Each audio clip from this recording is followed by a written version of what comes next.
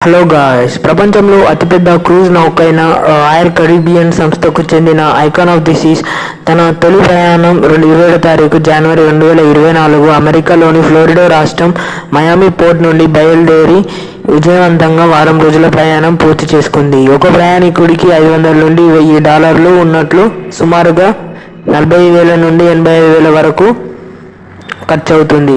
ఈ నౌక 367 మీటర్ల పొడవు, 20 డెక్కన్లు ఉన్న ఈ నౌకలో 6 వాటర్ ఫ్లైలు, 7 ఈత కొనాలు, ఐస్ స్కేటింగ్ రింక్, సినిమా థియేటర్లు, 40కి పైగా రెస్టారెంట్లు, బార్లు ఉన్నాయి. కుటుంబాలతో ప్రయాణించేలా ఈ నౌకలో సౌకర్యాలు ఉన్నట్లు రాయల్ కరీబియన్ సంస్థ CEO మరియు ప్రెసిడెంట్ అయిన జాష్ లిబర్టీ అన్నారు. ఈ ఓడ 2,350 మంది సిబ్బందితో 7,600 మంది ప్రయాణికులను తీసుకెళ్లే సామర్థ్యం ఉన్నది. అలాగే ఇప్పటివరకు ఇదే అతిపెద్ద క్రూజ్ నౌక టైటానిక్ కంటే.